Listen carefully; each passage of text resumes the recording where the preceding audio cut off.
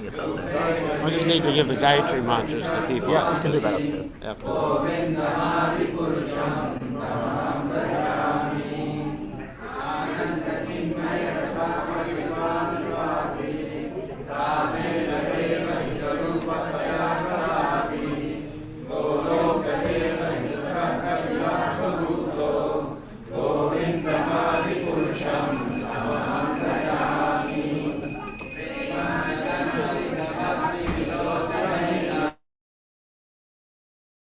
No, I got on the network here. Oh, excellent. Yeah.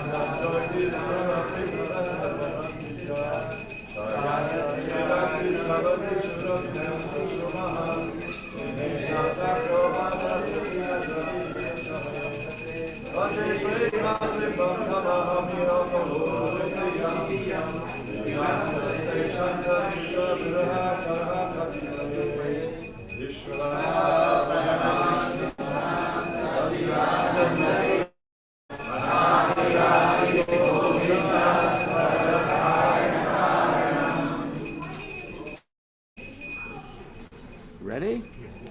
All right. That's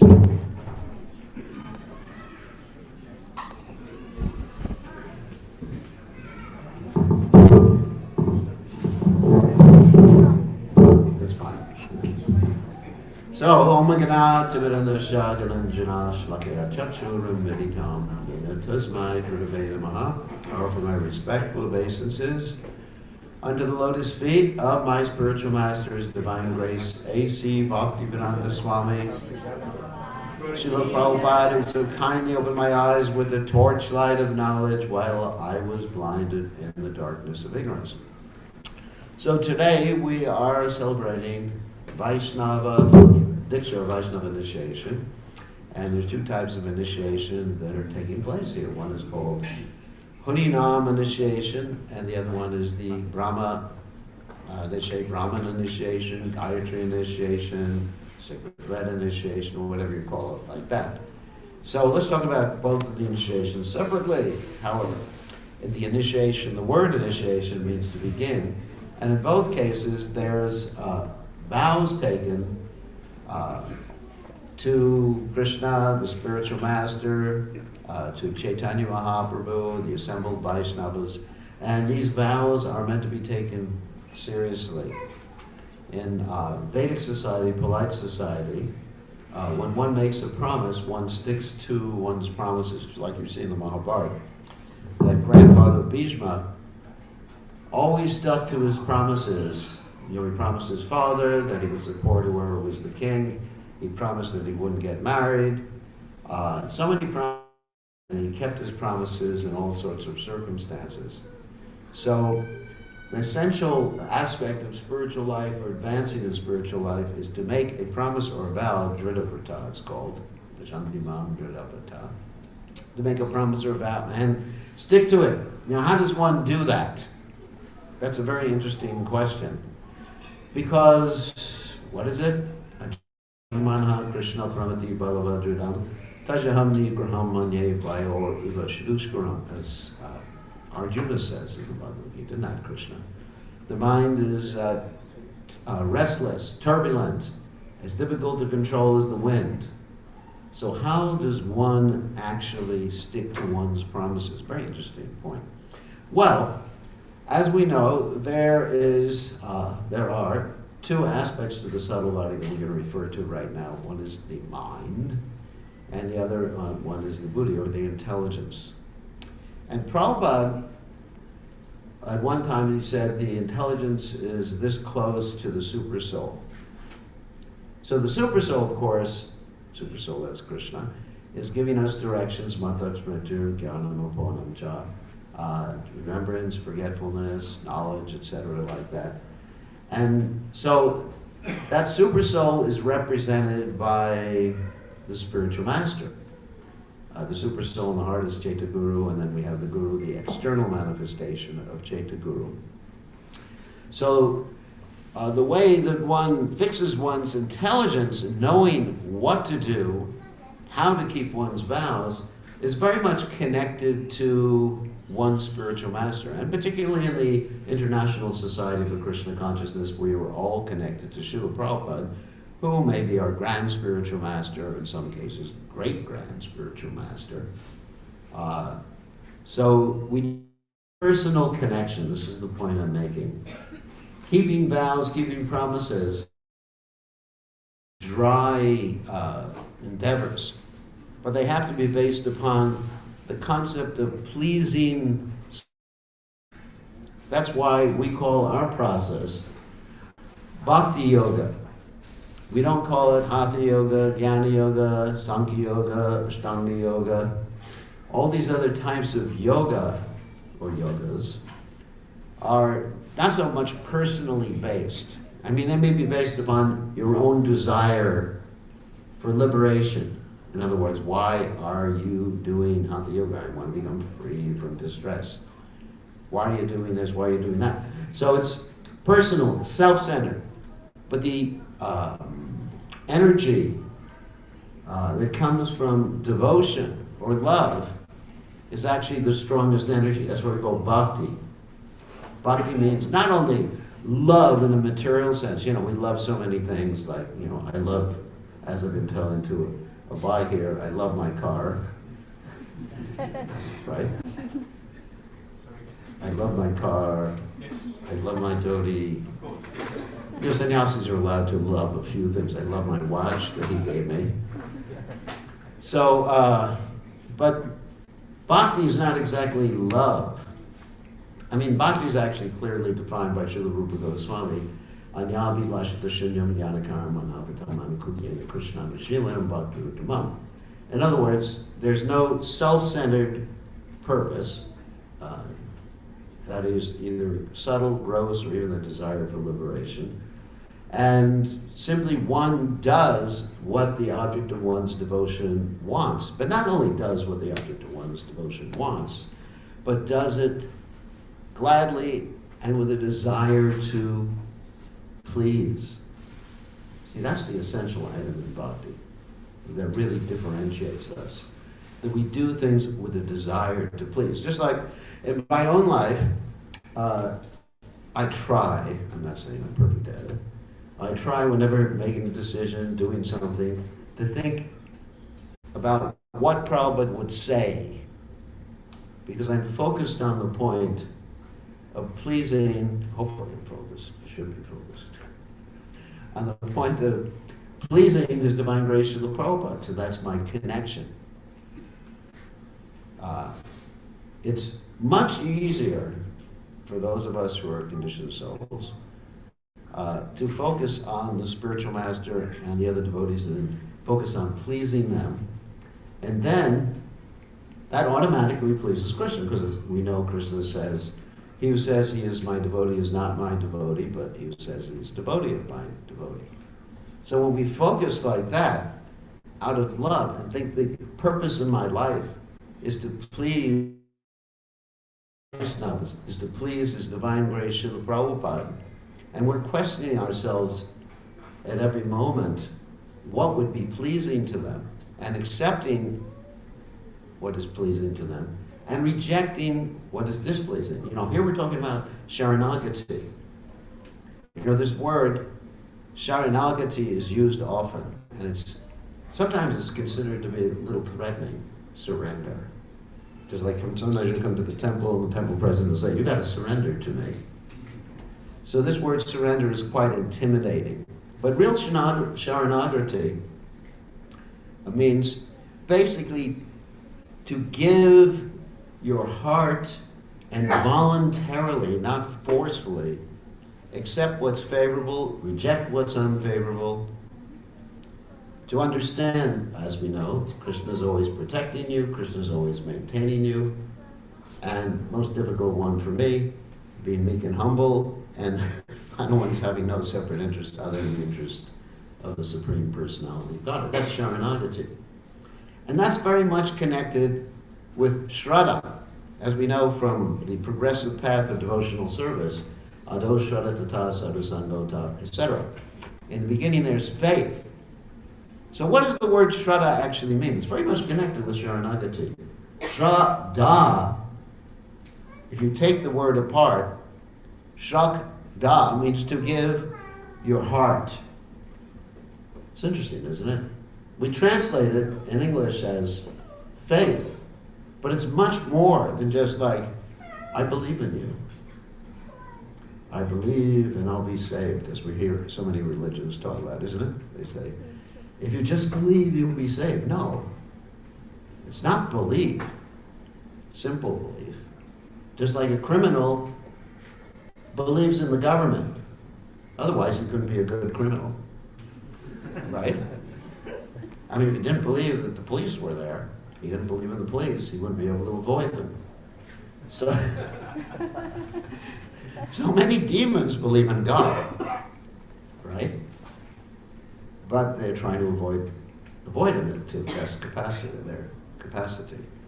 So Shraddha means basically simply you give your heart to the object of devotion. It's personal. It's Krishna, Guru, Prabhupada. And then based on that, we're talking about sticking to one's vows. Based on that, keeping one's vows is easy. Because you may say it's easy for you to say.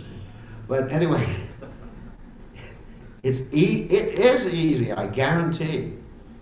But if you're simply doing devotional service for other ulterior purposes, it's a little struggle. I understand you came to Krishna consciousness because Chaturveda Bhajanti Mam. You came because you were looking for money. Some of you maybe. Anyone here? No. So you came because you were looking you were in distress. You were trying to get out of distress. You came because you're inquisitive. Or you came because you were looking for knowledge. I understand that. But ultimately, we have to go beyond those stages of coming for some ulterior personal purpose. We have to be thinking, I came to Krishna consciousness to please Guru Krishna, Chaitanya Mahaprabhu. And this really makes life very blissful. And everything you do becomes pleasant. It's not a bunch of have-tos anymore. Like Prabhupada called have-tos, it was very interesting. Prabhupada called them do-nots or donuts. Prabhupada made a play on words. He said, we have so many donuts in the Krishna conscious movement. Do-nots or do-nots. So, if you approach Krishna consciousness like that, it's going to be difficult to stick to your vows. If it's just like, I have to get up in the morning, I have to finish my rounds, I have to eat prashadam, I have to avoid association with non-devotees. What else do we have to do? I have to serve the temple. I have to serve the HKCCC. I have to take care of my children. I have to take care of my wife. Oh my God, what a miserable life you have. All these have to do's. Instead, change it. Change it. I choose to do it because it'll be pleasing to Krishna. Then everything becomes so pleasant and easy. You'll get up early in the morning then. Otherwise, you can be thinking, why am I getting up early in the morning? Because I have to. Like Prabhupada gave an example one time, he was chanting on his beads and he showed the mentality, demonstrated the mentality that many devotees have. He was chanting on his beads, finished the 16 rounds, he said, 16 rounds, finished my 16 rounds, now I can do any damn thing. So how many of us chant our rounds just to get them done so we can get to our real life, or our real computer life? Or phone, sorry. Phone life. How many of us? I mean, we should be honest. I'm not going to ask you to raise your hands. You're saying, okay, I'll get 8 rounds done, then I can really do something I want to do, which is eat prashadam or something like that. Of course, Prabhupada did say when he was young that the way he finished 16 rounds is he would chant 4 rounds before prasad, 4 rounds in the morning, 4 rounds before breakfast, something like, 4 rounds before breakfast, 4 rounds before lunch, 4 rounds before dinner, and 4 rounds before taking rest at night. So that's good.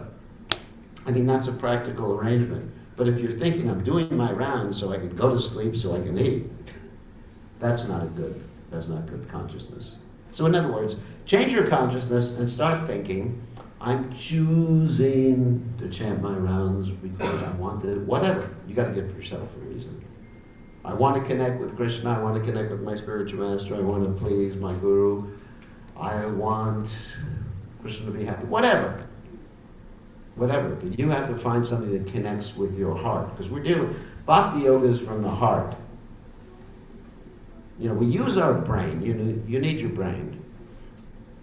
But the heart is what we're trying to connect.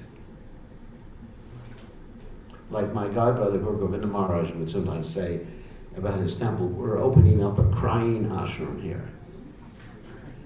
So please, no one do that here. But so that's the point, just really connect in that way through the heart. And then vows, nice, 4 regulator principles. Of course, let's talk about first initiation, the vows that people are taking. Obviously, they're taking the vows to follow 4 regulator principles. No meat, fish, eggs, no intoxication, no illicit sex, and no gambling. But also they should know why they're following the 4 regulator principles. That's another point. Not only I'm following to please my guru, the only reason I'm not smoking marijuana is because it pleases my guru by not smoking marijuana. That's not a good enough reason. But you should have a practical reason. I'm not taking intoxication because I don't want to be in an illusion within an illusion. Prabhupada said when people take intoxication, they're in an illusion within an illusion. You're already in an illusion. You think you're the body. You're not the body, but you think you're a body. And so you take intoxication, you get into a dream within a dream within a dream within a dream. And it puts you in the mode of ignorance. So there's reasons for following the 4 regulator principles. It's not that we just pick the 4 favorite items that you love to do. Of course, the people taking initiation here have never broken the 4 regulator principles, so it's not a problem. But, sometimes in the Western world, people think, why did you pick vows for? Why don't you pick something, simple, like, don't eat pakoras or something like that? It's something, I can do really easily. But there's a reason for those 4. Intoxication. Immediately, obviously, as Bhagavatam says in the 10th canto, 1st chapter, text 4, that puman virajeta vina pashugnat, that someone who's eating meat, they can never understand spiritual life. It just won't work. And because they're accumulating bad karma, they're not instituting compassion in their lives. There's many different reasons for that. So there's reasons for following that particular regulator principle. How can someone be a spiritualist and at the same time be harming other living entities? It just bewilders me when I think about how someone could do both those things, think themselves spiritual and harm other living entities. So, intoxication, eating, and gambling. Anyway, we see Yudhisthira Maharaj's example, what happens with gambling. People become so crazy, they literally can gamble away on them. I've never seen someone gamble their wife. Have you? I haven't seen that. But I've seen people lose their cars. In Las Vegas, they actually go there with a nice car, and they put the car up, there's a notary there, and they're able to sell the car because they think they're going to get the money to win back all their losses, and then they have to leave on a bus. It's like another form of intoxication. So, intoxication, eating, gambling, illicit sex. What does mean illicit sex? It's abusive. It's destroys the religious principle of cleanliness. It's puts one in the mode of ignorance. There's so many reasons why we have these 4 regulator principles. So you should not think that we just have these four regular principles. You should know the reason for them, that you're promising to follow them, and it makes you a human being to follow these four regular principles. And then, positively, what we do, we chant Hare Krishna. I think. Right? Am I right? I thought I was in the South Indian temple. Anyway, so Om Namo Narayanaya Namaha. So no, we chant Hare Krishna. Why do we chant Hare Krishna? We chant Hare Krishna because it is the most wonderful mantra, and the Lord is personally present in His holy names. Namachinamani Krishna's Chaitanya Rasa Vigra Punashuddham Nityamukto Vinadvam Namanamino. Krishna is there, as Prabhupada would sometimes say. Krishna is dancing on the tip of your tongue when you chant the holy name. And what is the Hare Krishna mantra? It's composed of three words: Hare Krishna and Rama. Hare Krishna. Okay. And so Hare is referring to Radharani. Oh, energy of the Lord. Serving energy of the Lord. Please. You're begging. It's actually in vocative. Vocative is a case in Sanskrit and many languages where you're calling out. In English, we don't have that particular case. We have to add an extra word. We say, oh, not oh.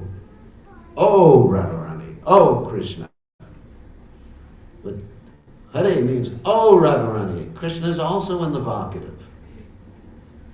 It's not in the nominative case, it's in the vocative case, which means, oh Krishna, oh Radharani, Rama. And of course, Prabhupada said that Rama can refer, the devotees were arguing one time, Rama can refer to Balaram, or he can refer to Lord Ramchandra, both. And also some of the acharyas say Rama refers to Radharaman. Did you know that?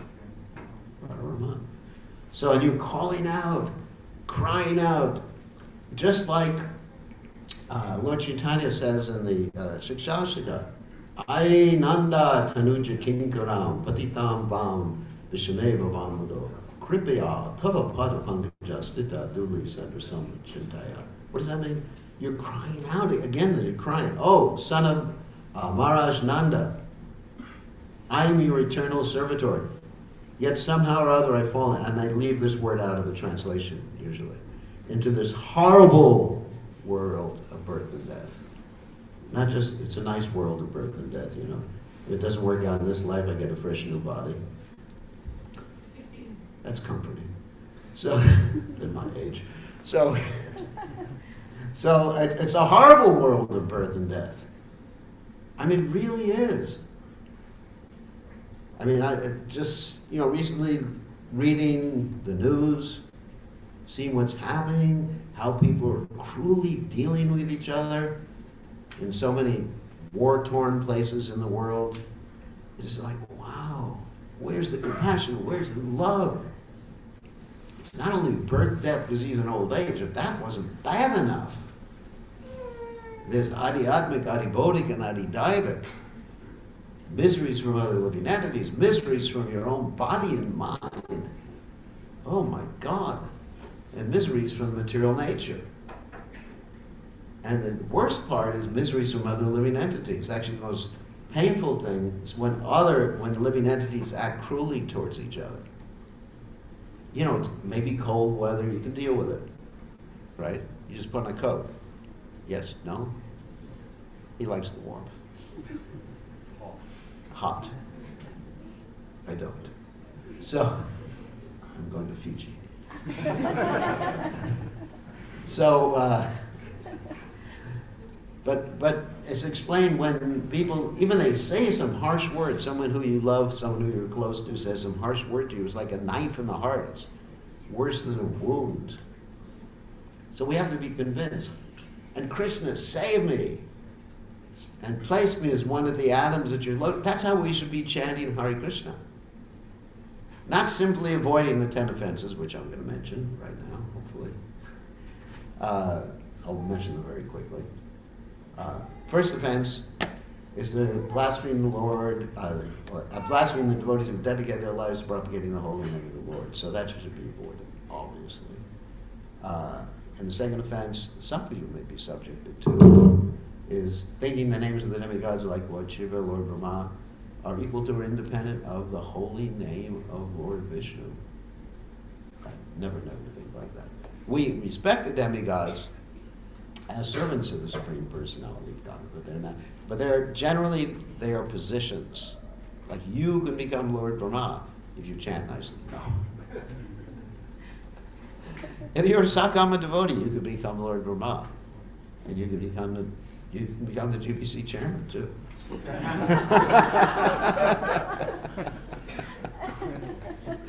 No, but the chairman is actually a Nishkam. But if you really want it, you chant Hare Krishna, let me become GPC. I did it, and I'm suffering because of that. So anyways, the third offense to be avoided is disobeying the order of the spiritual master. Spiritual master speaking on behalf of Krishna, like that, and one should follow his instruction. And next offense is blaspheming the Vedic literatures or literatures in pursuance of the Vedic version. So we don't want to criticize any literatures which glorify God. Next offense is to think the glories of the holy name are imagination. Next offense is to give some crazy interpretation of the holy name. There are bona fide interpretations of the holy name, like the word Krishna. Krish means to attract. This is from the Acharyas, not from me. Krish means to attract, Na means ananda, and also to negate the material miseries. So when you chant the word Krishna, you're being attracted to the most attractive person. Attraction. So then the next offense is to commit sinful activities on the strength of chanting the holy name. Certainly you don't want to do that. Next offense is to think that chanting is one of the auspicious ritualistic activities mentioned in the Vedas, like Karmakanja rituals and things like that. No, the chanting is completely transcendental, niyamena tishtan. There's no hard and fast material rules for chanting the holy name. There are spiritual rules for chanting the holy name. Next offense is to teach the glories of the holy name to those who are faithless. That means we give the holy name to everyone, but we're careful how much we explain, and we explain things according to time, place, and circumstance, understanding who and what, who we're preaching to and what circumstance we're in, that's all. Time, place, and manner explanation of the holy name. Or you just get people to chant, and you just give people prashad, if that's all they're ready to hear. And the final offense is, not the really final, there's one after this, is to not have complete faith in the holy name and maintain material attachments, even after understanding so many instructions in the matter. And so it's not offensive to have material attachments, or else all of us would be extremely offensive. It's offensive to maintain them. Like if you have some dirt in your house, you try to get rid of it. You don't bring more dirt in. So it's offensive to bring more dirt in. And then finally, Bhaktivinoda Thakur says the overriding offense is to be inattentive while chanting. So one should be extremely attentive. Now the way one is attentive while chanting, or what I do to remain attentive by chanting, is I always have a sankalpa before I chant. Sankalpa means there's a reason, just like I'm sure you did sankalpa here, right? But it's quite more complex for a fire sacrifice. You have to say, it's the time of the day, the phase of the moon, where you are, and all that other nice stuff. But at least sankalpa, when I chant, I think, why am I chanting? Again, the why question. Instead of what or how, it's why. Why am I chanting? What is the reason? And I try to connect with the why. And each and every one of us, as I mentioned previously, have different whys, why we're chanting or why we're doing something. And if you connect with it, you'll be attentive. I'm chanting because I want Krishna's mercy. Or I'm chanting because I'm feeling separation from my deities, just like this morning. I'm going to reveal my own consciousness. This morning I'm in the room, and I have a picture of the deities that I've been worshiping for the last 2,000 years. Yeah, I'm well preserved. So, for the last, anyway, since 1982 or something like that, I brought the deities from Jaipur. And so I'm looking at them and just praying. I'm feeling so much separation. And I was really able to focus my mind at doing that. And one other day I'll be thinking, when I'm chanting, please, Krishna, help this devotee, help this disciple, because my disciples keep me really focused on chanting the holy name. They're very merciful, because at any one time there's quite a bit of them like giving me trouble. Anyway, but seriously, when there's a devotee in pain, a devotee is struggling, or a situation, even a management situation, sometimes I have to deal with. Like today on the way over here, I was talking to one devotee in one of our farm communities in the United States, so there's some management situation there. And I'm trying to get some advice. So I'm chanting and praying, Krishna, give me intelligence, help me deal with the situation. So everything's connected to Krishna. I'm not saying you should chant Krishna, Krishna, give me a better car. Krishna, Krishna, Krishna, let my wife be nice to me. Krishna, Krishna, Krishna. Let the stock go up in the stock market. So I'm not saying that. I'm saying that you have something that's really connected to Krishna that will bring you or someone else closer to Krishna. And you meditate on that. And you chant Hare Krishna, or you keep a picture of the deities in front of you, Radha Gopinath in front of you, and just chant, Radha Gopinath, please give me a mercy, please. And chanting is begging. And when you do that, you'll actually be very focused, you'll have good chanting, and you avoid the offenses, and everything will come out all right, and you go back to home, back to Godhead. So, anyway, so that's, see, how long did I speak? Too long. So, they told me to limit to 45 minutes, but it's hard. So, on the other hand, we'll talk about the second initiation, briefly, or Brahman initiation. Second initiation is given after some time to those who have shown themselves to be nishta, or steady, in their Krishna consciousness. And those who have sufficient knowledge of Sambandha Gyan and Abhideya Gyan. Sambandha Gyan means understanding the tattvas, like the material energy, the spiritual energy, Krishna, Vishnu tattva, Jiva tattva, etc., and their relationship with each other. And Abhideya means understanding the process of devotional service, which is laid out very nicely by Srila Rupa Goswami in the Bhakti Rasamrita Sindhu, Nectar of Devotion. So when one showed him or herself to be steady, then they're given second initiation, and the qualities to be getting second initiation, the qualities that a person who has second initiation should aspire for, are mentioned by Krishna in the Gitas. His famous verse, Samatama Bhaksha Chalan Shanti Rajagame Paja Gyanavidyan Mastakyam Rama Karma Swabhavajam. What is that? One should strive to be equipoised. That's the first lesson of Bhagavad Gita, isn't it? One should happiness, distress, pleasure, and pain. One should learn Tatsatiksha Bharata. So one should be equipoised in all situations. Equipoise means not just that you're absorbed in Brahman, in personal Brahman, but you're just focused on Krishna and Krishna's pleasure and the Guru's pleasure. So, samadhamma, you're able to control your senses, keep them tamed, as Prabhupada would often translate that word. Tapa, austere, we mentioned this before, accepting things favorable for serving Krishna, rejecting things unfavorably, that are unfavorable, Tapa, Shocham, and especially Prabhupada talked about the principle of cleanliness. That was the one that Prabhupada really kept mentioning more and more and more, so many times when he was talking about second initiation. How Brahmin should be clean. Prabhupada said bathing a certain amount of times a day, 3 times a day, and of course if one's working, 2 may actually have to be sufficient.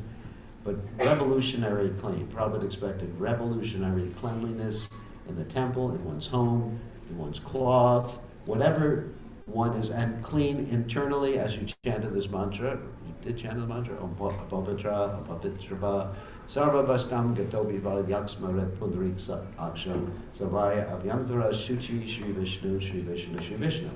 by always remembering the lotus-eyed Lord by chanting his holy names. So Shanti, tolerant, being tolerant. If someone hits you on one cheek, you don't have to turn the other cheek. But don't hit him back. Shanti Rajma. And honest, and honesty is really important. Satya Prihitam, speaking truthfully, honestly, pleasingly, beneficially, like that. Religious, and the final thing, jnana abhijnana. Regularly reading Srila Prabhupada's books and applying the knowledge in Srila Prabhupada's books. That's what a Brahmin is. And a Brahmin, just an additional note, a Brahmin is considered the official representative priest, you may call it, or minister of the Krishna conscious movement, and people will judge the Krishna conscious movement on the actions of those who are actually all the devotees, but specifically those who are initiated, and specifically even more so, the Brahmanas. Because we don't want Kali Yuga Brahmanas. Kali Yuga Brahmanas means someone like Shringi Kurdas Maharaj Parikshit. That's a Kali Yuga Brahmana. We want actual Brahmanas. Why do we want actual Brahmanas? Not simply for their own sake, so they can be exemplars for the rest of society. The reason people take to Krishna consciousness, for the most part, and remain serious in Krishna consciousness, is that they have role models or exemplars. That's what kept me going. I have Prabhupada. Prabhupada was someone, when I first met Prabhupada when I was about 21 years old, I thought, when I grow up, I want to be like that. So that's been my focus in life. An example. So all of you are meant to be acharyas in that way. Small a, of course. No. I'm the acharya of the temple. No, acharya means good behavior, example. Yad yad acharya ti shreshtas tata evek virojanaha. And also prachar, too, being able to speak nicely. So when you're like that, people will naturally want to copy you.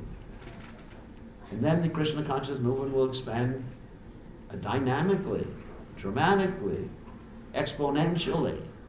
That's the key to expanding Krishna consciousness. Example, saintly person. My whole life I was looking for a saintly person. I found Prabhupada, fortunately. Okay, one final note about initiation is that all of you are, by taking initiation, are also promising to serve His Divine Grace Srila Prabhupada's movement with your life and soul. And we do not want, those of you who are taking initiation for me, and for all of the devotees, we don't want any partisan spirit, guru, groupies, or anything like that. We're all just one family under His Divine Grace, Srila Prabhupada. Remember that. We're servants of Srila Prabhupada. Your guru is a servant of Prabhupada. We're all servants of Prabhupada. Prabhupada is the central point of this movement. Prabhupada's Shiksha is the central Shiksha of this movement. And in this way, we're all one big, happy family. Remember this. Thank you very much. So,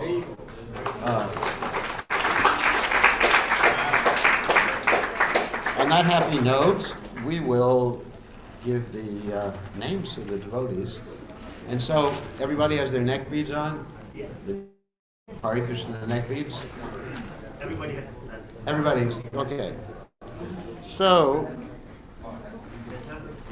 what we're going to do is hopefully there's enough space. As I call each person up, they should offer obeisances to Divine Grace, Srila Prabhupada first, then Radha Gopinath, deities, and then come here and offer obeisances. It's hard for me to say offer obeisances to me. But anyway, at least... Come up there, obeisances to the Prabhupada, this group To my not so humble self. I know it. I didn't want to say offer obeisances to me. So first is Keshava. I'll give you an order. Keshava, Dipti, Kamalakar, and Vijayawati. In that order.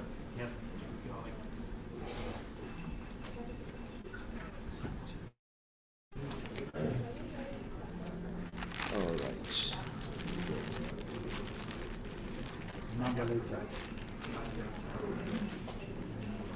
Where's the other one?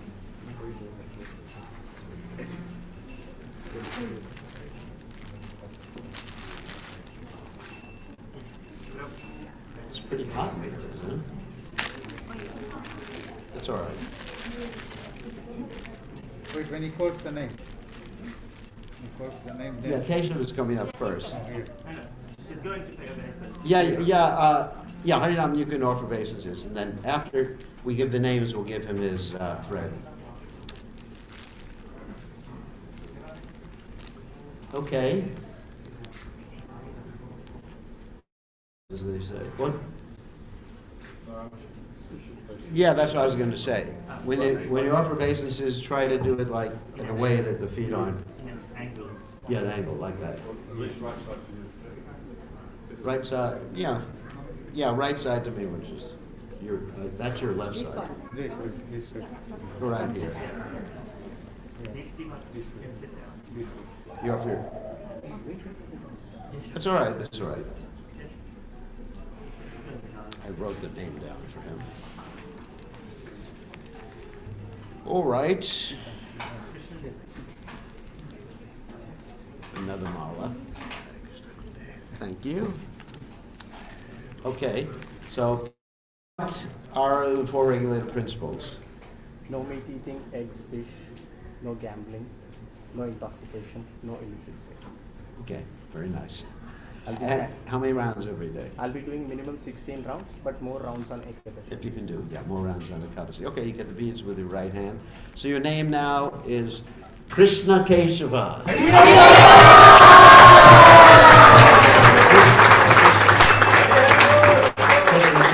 Krishna Keshava, Pahimam. It's a nice name. Pahimam. Okay, give the. All right. Let's see.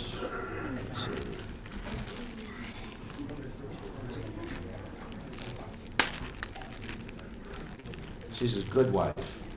I don't know where the bad one is, but. All right. So, what are the four regular principles? No meat eating, including eggs and fish. No intoxication, no illicit sex, no gambling. Okay. Get no rounds? Minimum 16 rounds every day and more on Ekadashi. Okay. Okay, so your name, you get the beads with your right hand, is Divya Gopika Devi Das. Divya Gopika Devi Das. The name is written to avoid confusion.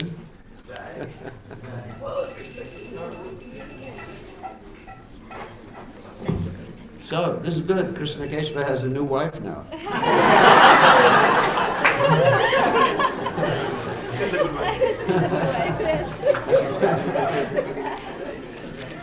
Okay, so who are we going to do next? Your mother? Oh, come up. Okay.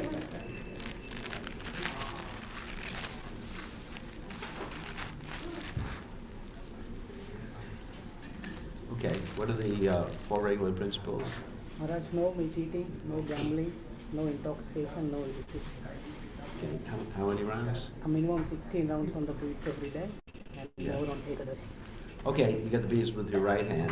Your name now is Kapila Dev.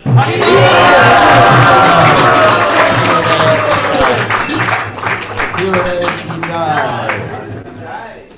Another mala. And here's the paper sealing. My Gurudev used to eat no onion, no garlic. What? My Gurudev used to eat no onion, no Oh, garlic. no onion, no garlic, okay. No cover either. Okay, so that's right, she doesn't have to go down, that's right. Now, when someone is so senior like this, I don't really ask them about no illicit sex or anything. So, I mean, she is following the regulated principles. I have to follow etiquette, you know, I can't. Thank you. So, she has good children, and she's following the regular principles. I'll vouch for her. Thank you, Gurudev. And how many rounds a day? 16 rounds. 16 rounds every day. Okay, very nice. And you have a nice son.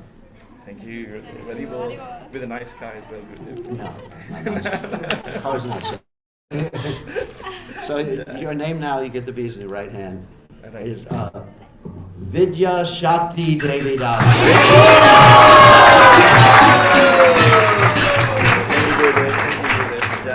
So Vidya Shakti means the potency of knowledge, transcendental knowledge.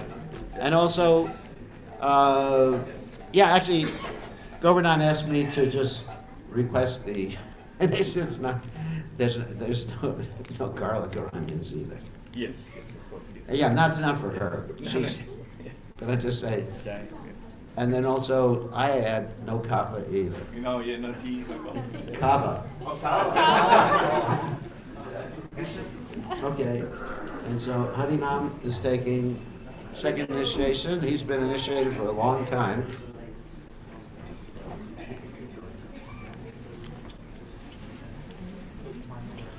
So I think I have enough garlands. I think I'm going to start to choke.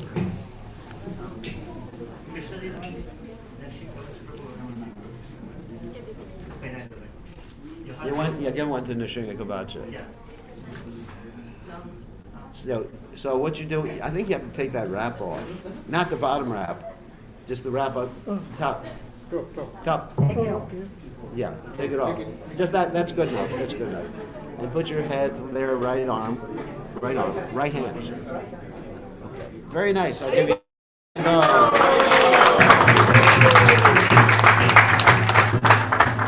Okay. Very nice. You can sit down. I'll give you the mantra later after the. Okay. Okay. No Brahmin thread for you though. No, no, Gurudev. Sorry. Traditionally, thousands of years ago, the women were given Brahmin threads. Did you know that? Yeah. Yeah, thousands of years ago. So, I won't do that, don't worry. Nrsimha Kavacha will report me to the deity worship ministry. I'll show you the evidence. Okay, so I guess we can proceed with the Havan.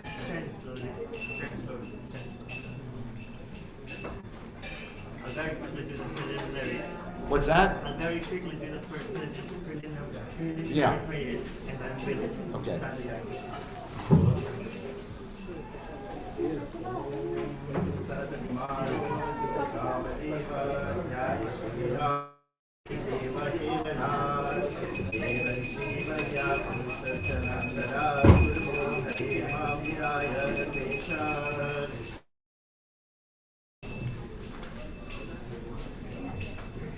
You want to give him the microphone, or instead of me?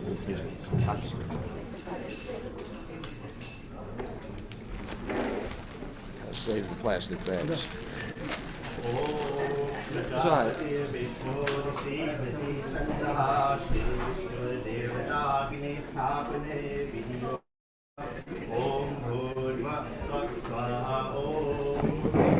Water there if you want. Yeah, all right, thank you.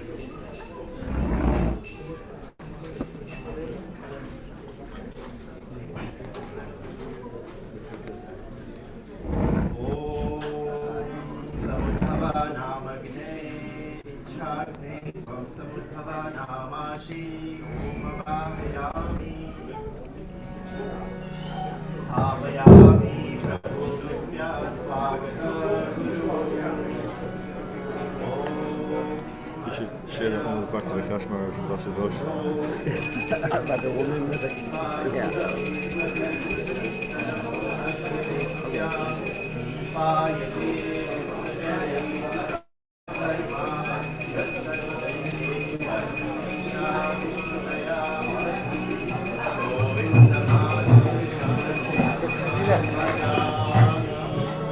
What's that? Is that for me?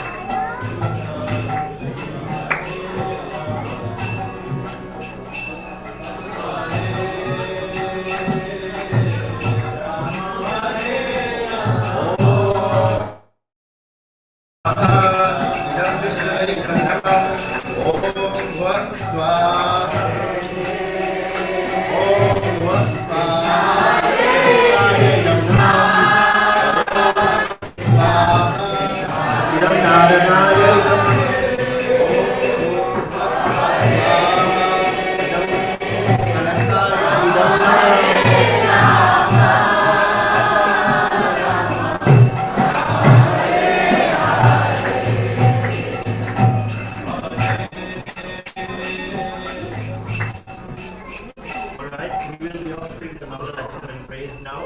Everybody can repeat after me, and then once I say Swami can offer the grains of fire. Please do not touch this finger, index finger. Yeah.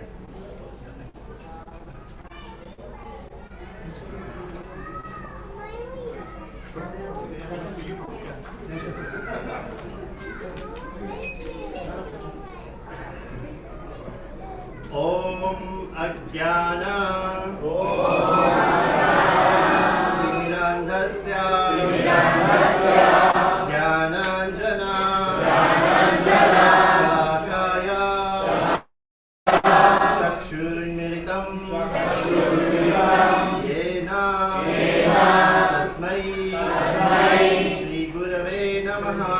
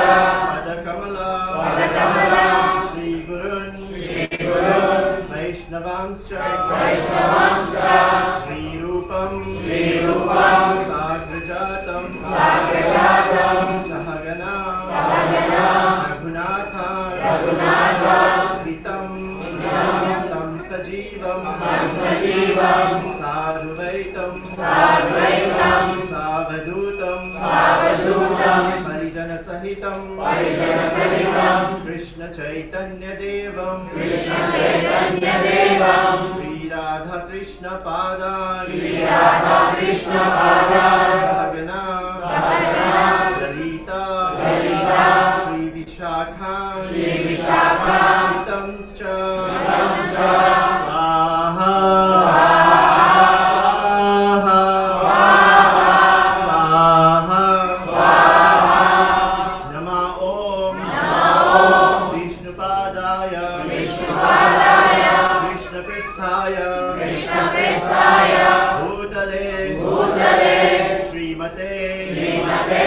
Bir Krishna Goswami Namine Swaha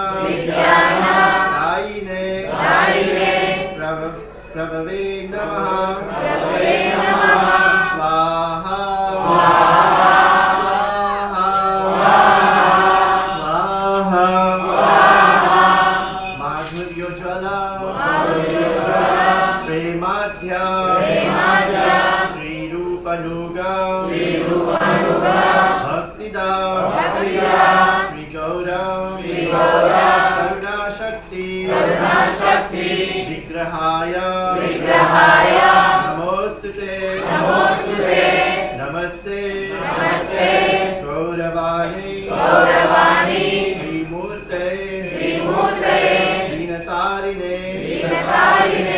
रूपनुगा विरुद्धा अपसिद्धांता भांता हारिणे स्वाहा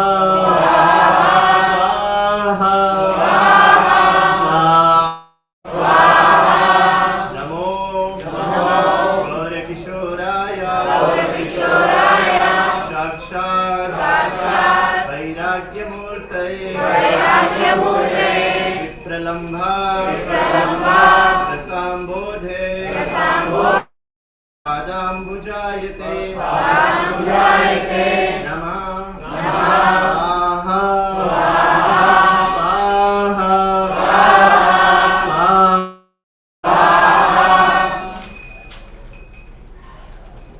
नमो भक्तिविनोदाय सच्चिदानन्दगामिने गौरशक्ति स्वरूपाय रूपनुगा वरायते स्वाहा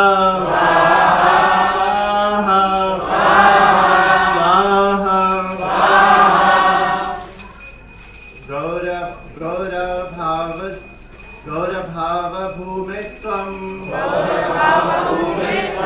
निर्दिष्टा सज्जनप्रिया वैष्णव सर्वभौमा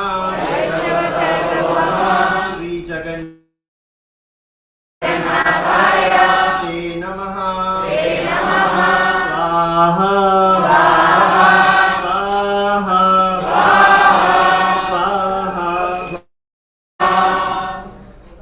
वंशकल्पा सर्वभ्यश्च कृपासिन्धो दैव च पतितनां पावनेभ्यो वैष्णवेभ्यो नमो नमः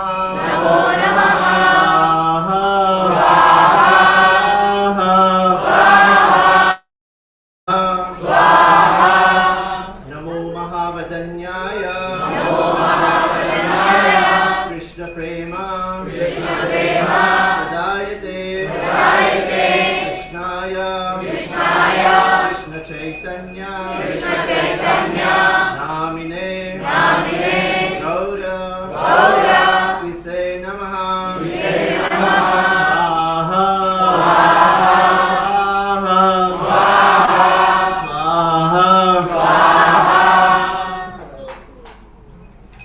पंचतत्वकं कृष्णं भक्तरूपं भक्तावतारं भक्ताख्यं नमामि भक्तशक्तिकं स्वाहा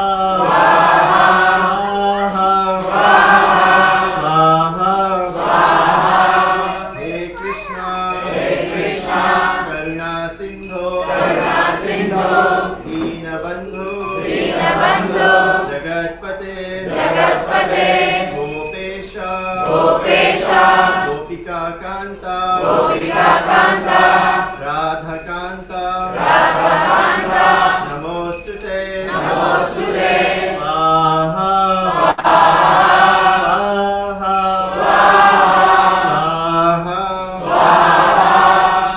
जयतां सुरतौ पंगो मम मंदमतिर्गति मत्सर्वस्व पादाम्बुजौ राधा मदन मोहनौ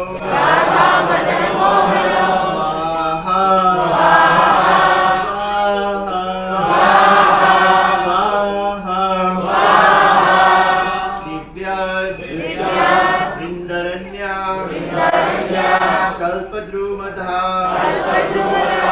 श्रीमद् रत्नगारा सिंहासनस्थौ श्रीमद् राधा श्रीलगोविन्ददेवौ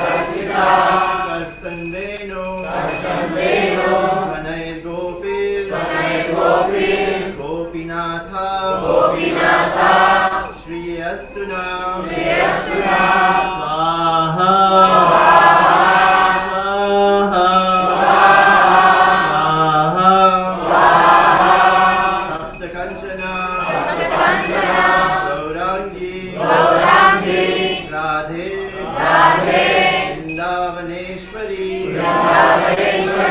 वृषभानु सुते देवी प्रणमामि हरिप्रिया स्वाहा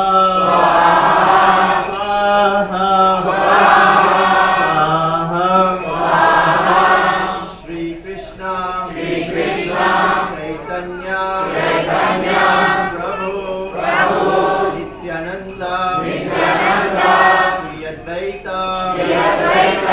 गदाधर श्रीवासादि गौरभक्त वृंद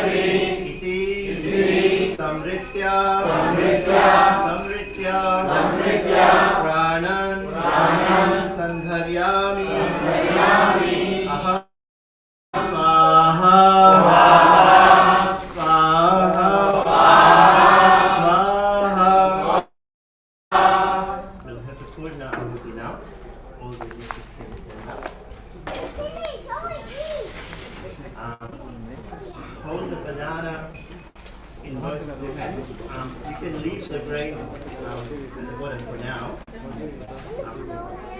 I'll chant this prayer 3 times and then we'll open the banana in the fire. Everybody can repeat after me.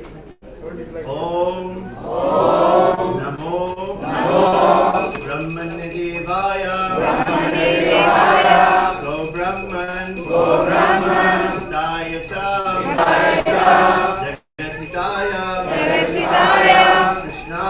Krishnaya Govindaya Namo Namaha Om Namo Brahmanya Devaya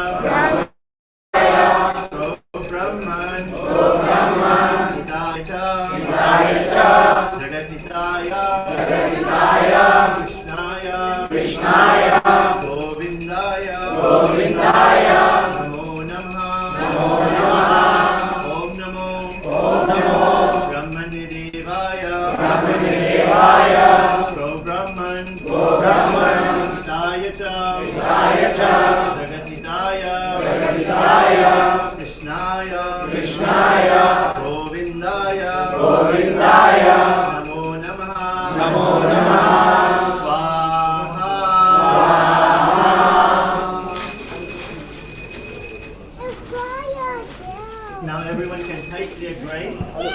we'll offer the remaining grains in 3 portions. Om Purnamada